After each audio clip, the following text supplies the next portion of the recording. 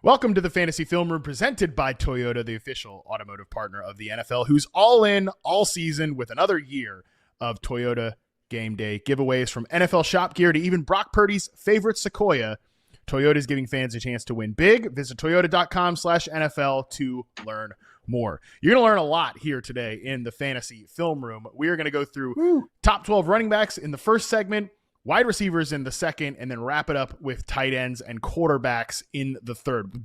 Tight end list is weird, folks, so buckle up for that one. But first, let's start at the premier position. Let's start at running backs. We're sticking on running back alley here as we talked about off the top. These are your top 12 fantasy running backs through week 4. We got James Cook and Jonathan Taylor leading the way. Christian McCaffrey at number 3. Number 4, Bijan Robinson. Number 5, Jahmyr Gibbs. Number 6, Javonte Williams. Number 7, Josh Jacobs. Number 8, Devon Achane. Number 9, Travis Etienne. Number 10, the aforementioned Bucky Irving. And then 11 and 12, we got Amarian Hampton and Ashton Genty, the rookies, are delivering with a couple of big games last week. Nate, I would say the two most surprising names to me, and you could tell me if you disagree, while it's interesting that, James Cook and Jonathan Taylor are at the top and they weren't necessarily drafted that way, Javonte Williams, Travis Etienne, I don't think a lot of people had those guys as top 12 backs heading into the season. And the first month they were going to be crushing it, but they have been. What have you thought about? Let's start with Dallas, because we mentioned Arizona at the top. Arizona's former offensive line coach Clayton Adams flew the coop to Dallas. What have you thought about their run game so far?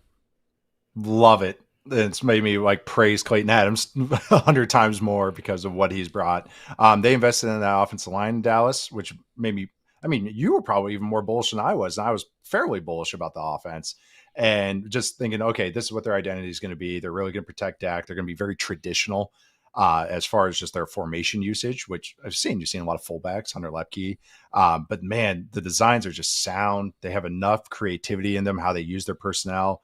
It's just really, really good stuff. That's why I keep singing Clayton Adams praises, because he's running the same stuff they ran in Arizona, a little different personnel usage, because of the fullback instead of 2 tight ends, 3 tight ends.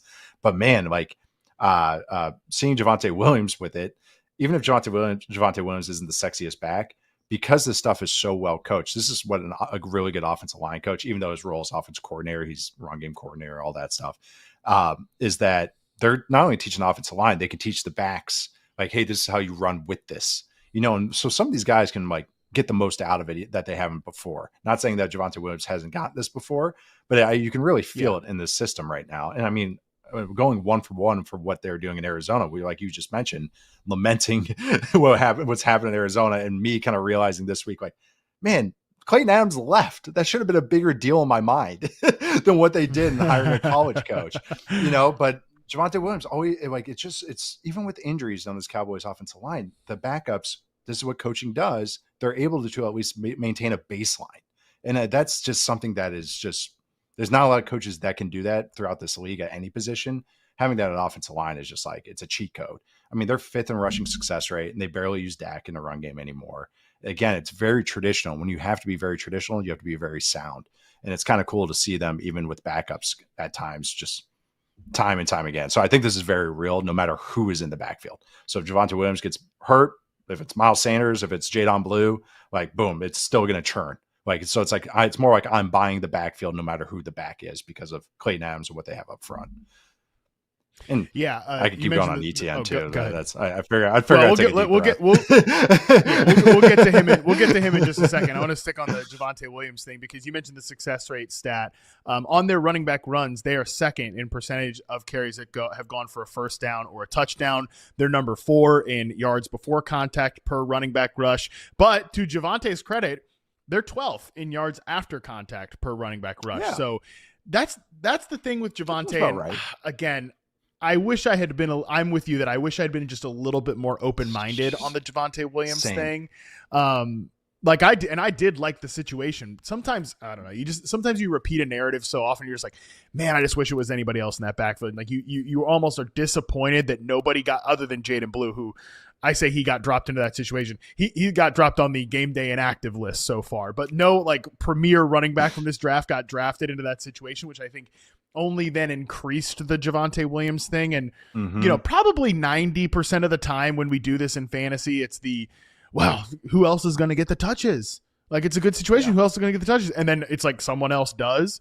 The thing with Javonte, though, is he is a talented guy. Like, he had ability coming out of college. He's had a devastating injury. Like, forget the situation for a second. When you watch this Cowboys run game, like Javonte, is he just executing the assignment? Is he just doing his job, or have you seen a little something from him? So many run game runs. It's one guy is unblocked, and so that's where like a QB read game comes in. That's where okay, if I run a bootleg, that's why we're not blocking the defensive end. So those are the things that can control that unblocked guy. But sometimes if it's a really well blocked run, that means it's on the safety or on a DB. So then it becomes, can the running back make the DB miss in space, miss in a hole, or run him over? And what do you think Javonte Williams does? he's gonna bury as opposed to just and I think maybe, and I agree with you, is that maybe Javonte Williams is a fine starting back. I think that's the thing, is I wanted so much more. And the thing is, going in that Broncos offense, which isn't the sexiest run game, but it's another run game that's very effective and a very, very efficiently blocked. But again, that offense doesn't get to the second, third level as much. It's more 4 yards, duo 4 yards, duo 5 yards. It's not these zone runs. It's not these counter runs with a lot of pullers that get you on a DB. So maybe that's where this is just me theorizing here. Maybe it's Williams is getting on DBs more because of how the blocking is, and that's a better matchup for him. He doesn't get worn down on that. Again, that's just my thoughts on just the offensive systems. They're both, some of my favorite run games. I'm not knocking the Broncos and Sean Payton and what they do. I think they're extremely well coached. Just a different style of what you're going for. Yeah. So I do think that maybe that's helped a little bit. So it's not just him 3 yards in a cloud of dust. It's him in space, which you wouldn't think is great with Javonte Williams, but now he can run over a DB or he can be physical against a side tackle. So I think maybe just the system fits him a little bit more. And again, it's just incredibly well coached. I can't emphasize it enough, how well coached the Cowboys offense is right now, which is it's really been fun, actually. Yeah, I think the longer I spend time, covering football, watching the sport, it's just, we do this with bad situations, and I talk about this with receiver all the time, that, like, not all bad quarterback play is created equal. Like, not all bad situations are created equal. Sometimes you're just like, oh, it's bad quarterback. Like, it's bad for the receiver. Yes. Period. End of story. Move on. Sometimes the inverse is true too, where not all good situations are created equal. And I think Javonte was in a good situation last year, which is, I think, why I was so unwilling to be open-minded about him. And how many times did we talk about let's just get another back in here with Denver last year, as on 301, we were constantly talking about the Broncos. Hard to say why. Don't know why we were talking about the Broncos, but talking about the defense, I think. No. Definitely. So we kept saying, I think you keep repeating that story over and over again to yourself that, this is a good situation and they just need anybody else in there. It's like, well, who cares if this is a good situation? We already saw Javonte fail on this one. But like you said, it's good for different reasons. And I do think that's why I'm kind of buying Javonte as one of these overperformers, that as long as he stays healthy, again, the biggest significant competition would be Jaden Blue, who, like, we'll see if he just gets active on game day. So I think Javonte can stick here. Let's go to Travis Etienne here as the running back 9. Again, just a couple stats on this one. The Jags are also top 10 in success rate on running back runs. They're 6th in percentage of carries that go for 5+ yards, and they're number 1 in the league in yards before contact on their running back runs. Again, I will ask you, how much of this? Nuts to me. and man, again, if we're talking about what we just did with Clayton Adams, where it's hey, the run game in Tampa maybe doesn't look so good. Who was the guy coaching the Tampa Bay Buccaneers offense last year? It was Liam Cohen, who is the current head coach of the Jacksonville Jaguars. That doesn't obviously answer everything. I know Tampa's offensive line was awesome last year, and this one's banged up. But I think you and I, when we were talking about the Jags offense in the offseason, we said, well, this offensive line, we're hoping it's like mid at best. But I think this has been a good rushing situation. So when you watch this offense right now, I will ask you again, how much of this is environment versus how much of this is what the running back is doing? Etienne's always been talented. It's just that his down-to-down consistency has made him very frustrating. He's not good in protection. He never will be, because everyone's given him a shot. He's have so many different coaches, and he's just not good in protection. It's just not his thing. but he's always been explosive. He'll have some mistakes. He said multiple fumbles through the end zone, I think, in his career. But it's just that now everything looks a little more sound. He's not bouncing some runs. They're also using him really well. A lot of stuff to the outside. Just even think of his touchdown against the 49ers last week. Last week. Jeez, God, that felt like 20 days ago. But like the score there, and that's an extended run play, essentially. So I do think that I've been trying to articulate like to be complimentary about the Jaguars offensive line without like sounding snobby about it. It's not a good offensive line. It's not very talented. Anton Harrison is talented. He's good, but it's super well coached. It's the Clayton Adams discussion. So no matter what the unit is, it's going to be the best coach that it's ever been. It's just that it's more, and I've heard now through the grapevine, it's more of a collective effort here in Jacksonville, kind of like who is contributing to all this stuff in the run game and everything. So Cone and everybody, all the assistants and everything. So, but it's been successful with ETN and then even Bashal Tootin, who is a very explosive back and everything, but knock on wood, he has had a huge fumble issue in college, and now that's been fixed. Yeah. So again, this might be some coaching stuff because even ETN has had some just smarter moments as a runner. Like he ran between the tackles once when they were doing a 4-minute drill. He's double handed it and double arming Mike Allstock carrying it. So again, this is where a little bit of coaching feels real. The scheme is great. We keep talking about it. The legal procedure stuff, the legal shift stuff is a joke right now, but I think it will get cleaned up as the season goes along. It's becoming a bit like it's actually pretty funny. But it'll get they're doing all this despite being penalized so much, despite not being absolutely perfect with all the execution. But I keep using this phrase, the bones are really good with this Jaguars team right now. And I think the run game stuff the stats I look, True Media, they're just pure 11th in rushing success rate. That feels they can hold that kind of that 12th, 11th, 10th, 9th, 8th kind of ranking right there with the explosive ability of Tootin, ETN thrown in. So they're really well coached. They still need more talent injection over time, but man, it's been kind of cool watching the run game get going. And, pass protection, they're okay, but Trevor's getting rid of the ball quick and that's helping it out too. They know that everybody knows kind of their weaknesses on this team, which has been fun to watch. Yeah. I mean, you know me, I love Liam Cohen. I'm really high on high on what it was in Tampa Bay last year, and I'm really high on what I've seen out of Jacksonville so far. And I do think it looks like a really well coached, despite the penalties. Have to keep saying that. Despite the penalties and despite the drops, I do think that it looks like a well coached team. It looks like a really well designed offense where people like kind of know. Well, most people know what they're supposed to be doing. And again, one reason I would say this is a testament to coaching. Last year, if you looked at the data, the Bucs were so man gap heavy, which I think they did because their offensive line was badass and they had Bucky Irving, who was really good on those gap runs and just rip it out off those holes and like create a lot of big plays, like chunk runs as a gap runner. These two guys, to me, ETN and especially Bashal Tootin, because like when he was drafted by the Jags, to me, I was like, I think he's more of an outside zone guy. And Liam Cohen with these gap scheme runs, like I'm interested to see what that looks like. This year, they're third in yards per carry and eighth, I believe, in success rate on zone runs. So like that is, and they're a heavier zone team than a gap team. So to me, that's just like, this is what our backs do well. We're going to lean into that and we're going to get the most out of it. And like, yes, this is to me, I do think that ETN, I'm definitely buying like what he's doing as long as he's out there. I think he'll continue to be a running back one. And I have some ETN teams that I just stumbled into. Because, as I said all offseason, I don't know how this Jaguars running back room is going to play out, but I want you guys to take one of them and just see what happens. And for better or worse, if I say stuff on the show, I am going to do it. So I have a few ETN teams, but I also have some Bashal Tootin teams because I do think if ETN gets banged up or, just maybe over the course of the season, they want to see more of the young guy. I think Tootin would be a smash in this situation from a fantasy perspective because he fits what they're looking for. Absolutely. Tootin's been really good between the tackles, which has been such a nice, pleasant surprise, I think. And then I also got to give a shout out to, LaQuinn Allen, who is like, a coach's dream, man. Like we talked about these guys a couple of weeks ago, but it was like Allen is like one of the best pass protecting backs in the NFL as a rookie.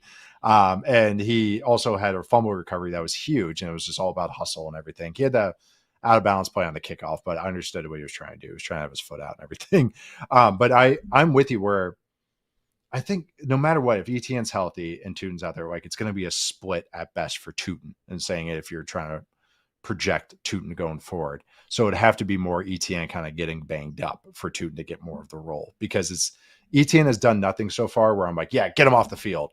And like everything he's doing what they want. And they're obviously calling plays for him. They've designed multiple plays for him. The Bengals had a touchdown where they designed a little quad screen with the receivers and the tight ends, where it was basically it was actually a counter, like gap play, like you were talking about, but with the receivers and tight ends.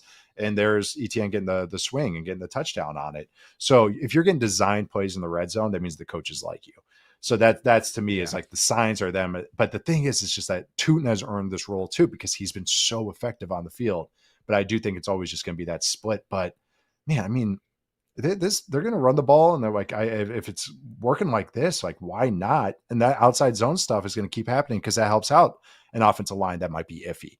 Duo you want, because you're out, like you mentioned, offensive lines are badass, creating a tough double team. So I do think that this is real. He might not have these smash weeks like he's had the last couple of weeks because just what's happened on the field and everything. But yeah, ETN's been a nice surprise this year for me. All right, we are back. We covered running backs, run games in the last segment. Now let's get into some overperforming wide receivers. Let's look at the top 12 wide receivers so far this season. Number 1, Puka Nacua, runaway number 1, by the way. He's berserk right now. Actually, that's not true. Amon-Ra St. Brown, number 2, is pretty close as well. Then it gets interesting. Well, again, those guys are like the James Cook, Jonathan Taylor of the last segment. It's like, okay, yeah, maybe no one had them at 1 and 2, but everybody expected them to be good this year. Number 3, though, it gets interesting. Rome Odunze, shout the F out, baby. Number 4, Quentin Johnston. Number 5, George Pickens. Number 6, Garrett Wilson. Number 7, Emeka Egbuka. Number 8, JSN, Jackson Smith-Njigba. Number 9, Trey Tucker. Number 10, Deebo Samuel. Number 11, Cortland Sutton. And number 12, Devontae Adams. So it gets pretty weird pretty quickly here, Nate. I will say before I throw this to you, because I honestly I'm gonna let you just take this wherever, because I could talk about any of these guys, obviously, but wide receiver is just such a funny position, and it's in such an interesting place in the league right now because it's so freaking deep. Like I was talking with James Coe about this today. At some point, like we have to feel the consequences of every year's a good wide receiver draft class, and like I think that's what we're seeing here.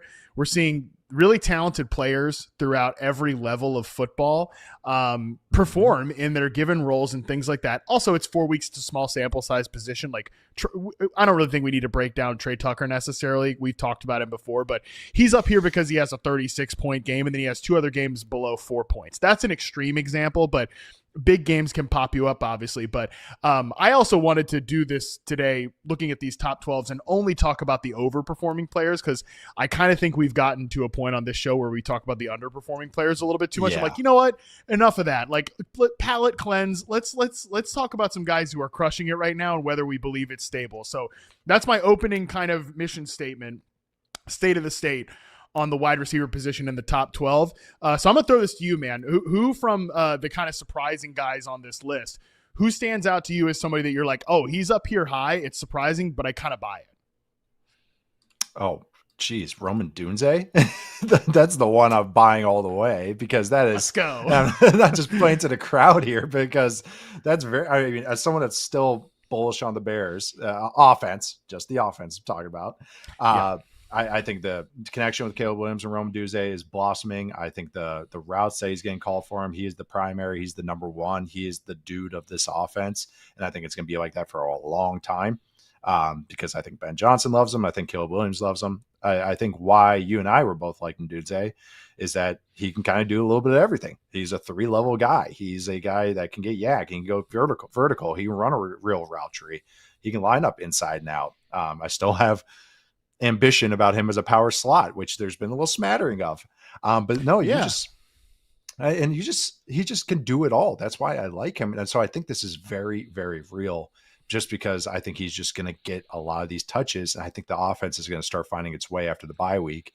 And I think he'll get even more touches. So I'm buying Odunze all the way. The redraft, dynasty, everything. It's kind of what I expected out of him as from a prospect perspective. But I think his role in this offense is just the one. he is one on everything because we're not giving more touches to DeAndre Swift. Colson Loveland's banged up right now. Cole Kmet, your auxiliary. DJ Moore is now a secondary receiver in this offense. And Dunze. Yeah, dude, he's been so awesome.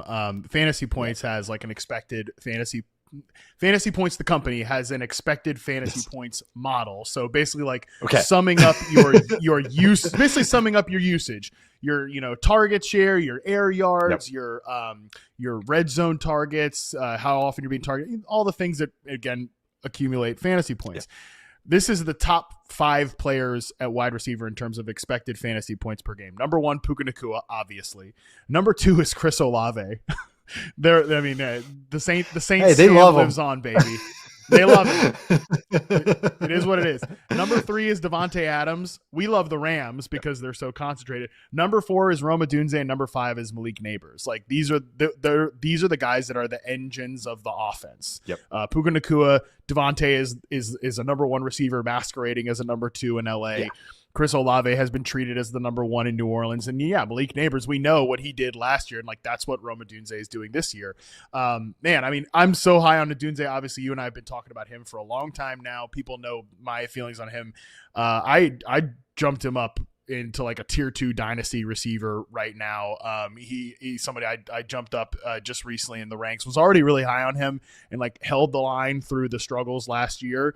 Like rookie receivers, man, sometimes it takes a year. Okay, we're way too quick to judge these guys, and especially when the production is like not their fault, or the lack thereof, the lack of production. So he's been incredible.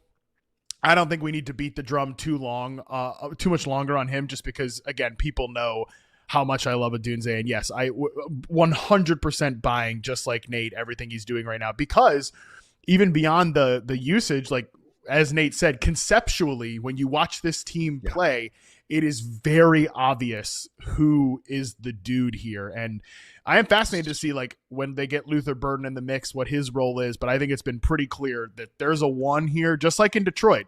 Like, there was a 1. It was Amon-Ra St. Brown, and he's a different player than Rome, very different. But they would set him up for stuff. That's just like what they're doing with Roma Dunze, and he's delivering. I think we talked about it, that post route touchdown from Caleb Williams to Rome. I guess it's so good. Just like trust throw against the blitz, perfect throw. He catches it, makes it happen. Awesome stuff. We talked about Quentin Johnston yesterday, Nate. So I don't want to go too deep on this again. I just want to get it on the record here because I have been noticing some listeners and viewers of this show have been like, you have not acknowledged Quentin Johnston, and like you haven't said enough about what he's doing. You're dismissing it, and it dawned on me. I was thinking about this today at the gym.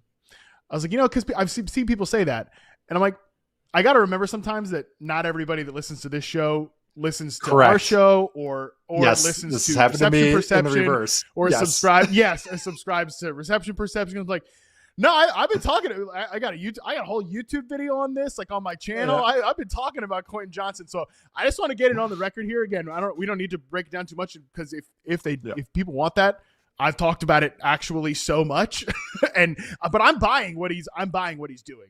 Is he going to be the 4th overall receiver? Forever. I don't know about that. I do think but I think he can continue to produce in this role that he has right now. I think Ladd will have his moments. I think Keenan will have the moments. Amarian Hampton's now getting really involved in the pass game, but like, this isn't just BS fluky production. He has improved so much from his rookie season and looks a lot more like the prospect that I thought he would be.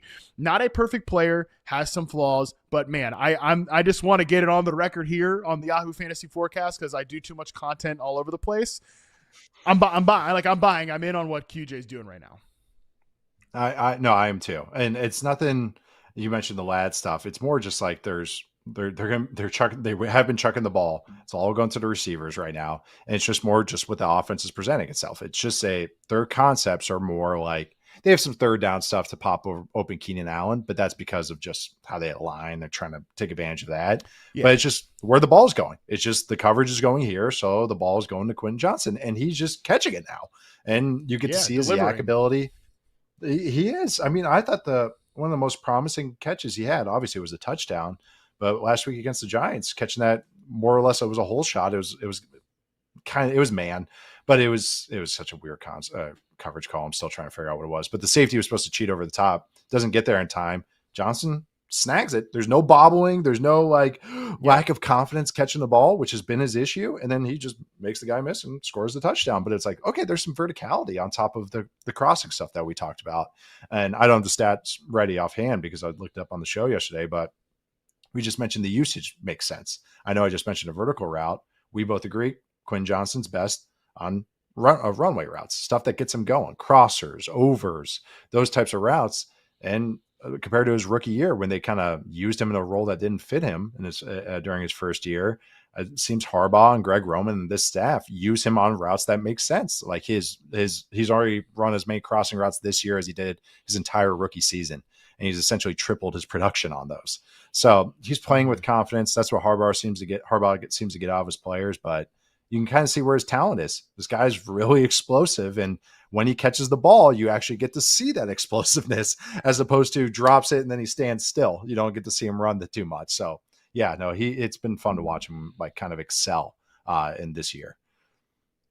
Yeah, no, I'm glad you pointed out that touchdown from last week's game against the Giants, because not only was it this was a tight window target, he's usually not, was not making those plays. Yeah. And the double, that was what I was going to say, but at the beginning of the route, it's that double move. Like the amount of times I would see him do just that stupid, duck his head and just charge it. Like he's one of those dinosaurs from Jurassic Park with the dome head, just charging it down on the go route. Like, give me something here. You're not at TCU anymore, brother. You're not just the fastest guy on the field. Like you're not a freak like that, but he is a really good athlete. And when he adds that little layer of nuance into his game here, you start to see that. And I mean, again, if you want to talk about, you mentioned the crossing routes, and I noticed this when I charted his week 2 game against the Broncos. It's borne out in the stats according to True Media. 2023, 26.3% go route rate, 2024, 26.4%. So pretty much basically the same. This is what I noted too. And they didn't really change his route diet in year 2. They were just more intentional of how they got him the ball. And now this year you're seeing, okay, let's have him run more of those routes. His go route rate this year is 12.2%. So quite literally slicing it in half. But now I think he will be more impactful on those go route targets, because now that he can add a little nuance and corners are actually respecting him as a threat. Mm-hmm. They'll really get, again, the coverage will be there. They're like, oh, well, yep, he's double moving it. I gotta actually pay attention to that. He's doing some nuance there. Again, there's just much more realness to his game than any of the stuff that we saw in the first few years. And as I keep saying, back in my day, we used to allow receivers till year 3 to be good. So definitely, it's been nice to. And he's one of these guys, Nate. I talked about this during prospect season. He's one of these guys that only lined up on one side of the field. So it makes sense that he would be a browse offense. A third-year breakout type player. So I said I wasn't going to do a whole thing on QJ because we just talked about it. We just did a whole thing on QJ. So we just did a whole thing on QJ. Do you see what their schedule is too? Got Commanders. Their defense is garbage right now. Dolphins, which isn't great right now, and then Colts isn't Colts is actually a pretty good defense, but you got Xavier Howard. Whoever's Xavier Howard's guarding, it's smash spot right there. So I again, you started this whole bit or whole segment, not going to rank 4th, obviously, but this is it's on rewatch. It's one of these where now that's why I keep wanting to talk about him too. Is that on rewatch? I'm like, this is real. Oh shoot, okay, it's a legit breakout. Okay, I got to start talking about you differently. This isn't just that happened because of one catch and run. This is just happenstance. No, this is real. He's playing a real receiver right now. Legit breakout, 100%.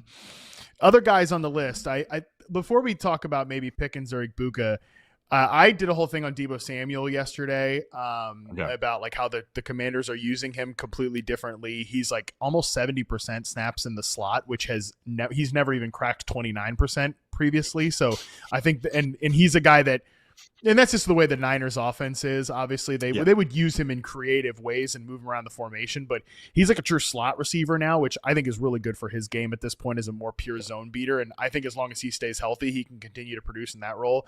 Courtland Sutton, I want to say that I will raise my hand as maybe from a fantasy perspective one of the people that maybe does disrespect Cortland Sutton a little bit too much, because from an NFL perspective, Nate, you and I are kind of on the same page. He's a good X, and it's like, okay, well, he's a good X. Yep. We don't need to talk about him too much. So then I think that brings into my fantasy analysis where I'm like, yeah, we don't have to talk about him too much.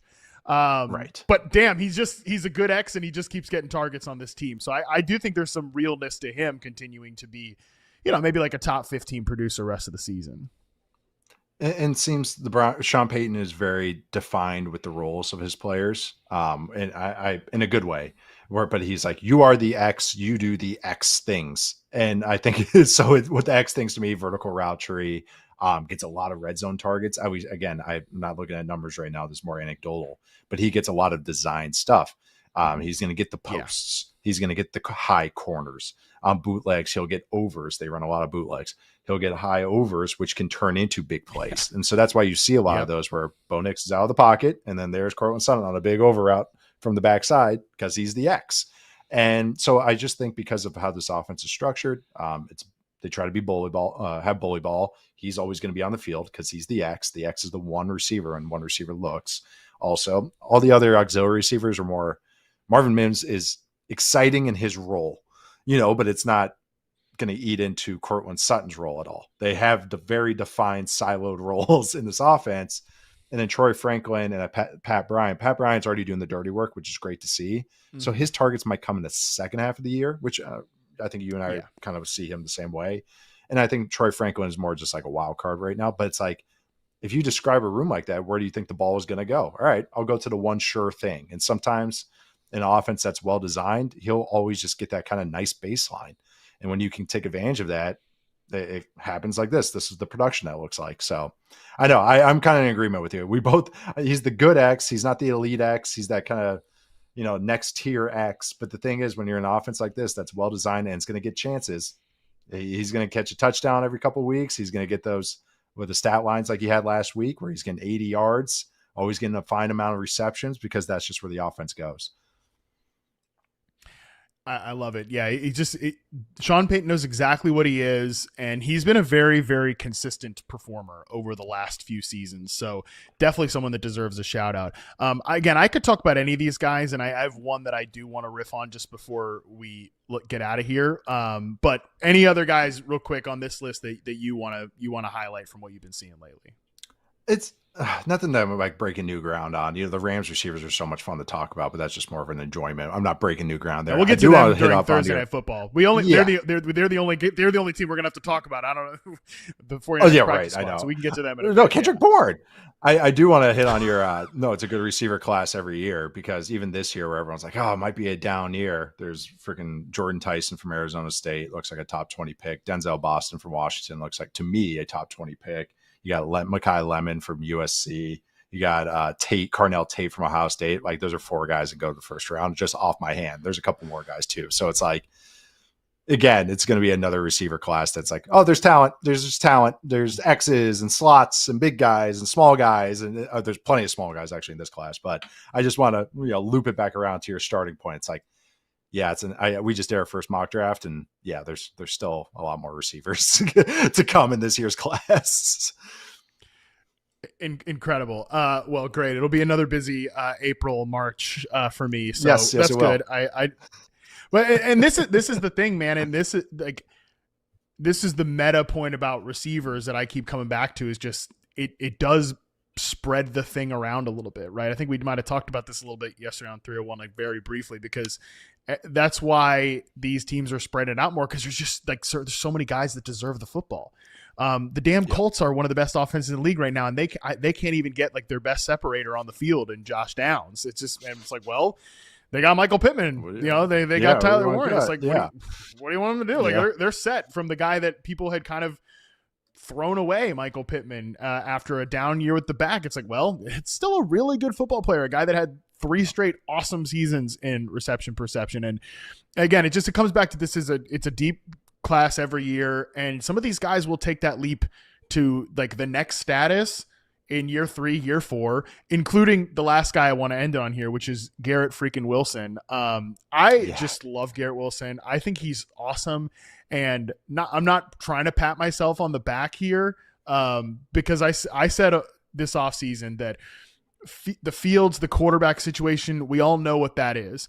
But to me, the variable that was not discussed enough with this guy is the change in usage that was going to happen with him, going from the Nathaniel Hackett, static offense with Aaron Rodgers.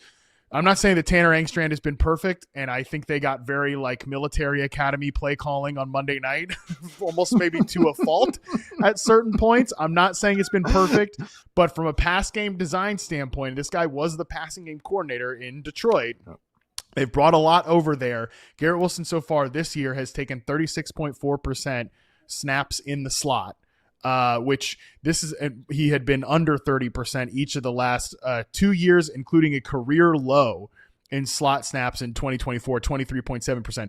Nate, this is a guy who told me to my face after his rookie year, I'm like, what's your favorite route? Where do you like to line up? He's like, I want to run in the slot. And I was like, I'll finish the sentence for you. I know you want to run the slot because I know you want to run deep overs and posts. And he's like, yep, that's exactly what I want to do. It's 100%. So good at.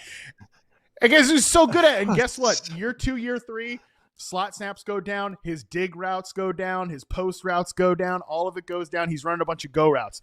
Again, this is from True Media. Go routes in 2023, 24.9%. Go routes in 2024, 26.2%. This year, it's 10.9%. It's just that's know your personnel. Yes, know your personnel. What they categorize as an in route, it's at 10.9%, up from 4.3% the year before. It's just you want him breaking. You want him moving on his routes because he's so good. He's a rare athlete, breaking and moving and twitchy. Yeah, you want him moving. I know, makes so much sense. I just think he's looked awesome this year, and I think he looks like he's gotten even better. The one thing I would say is I've been a big Garrett Wilson fan. I was critical on his ability in tight coverage at times. I think he just needed to play a little bit more physical. Stronger. Yeah, you can tell. Sounds stupid. He's a growing boy. Okay, he is though. Now he's a little bit older. Yeah, no, literally. Yeah. I mean. I remember when that interview I did with him at the Super Bowl a couple of years ago. I was like, damn, he's small. I mean, I'm a big guy, but that's a small guy right there.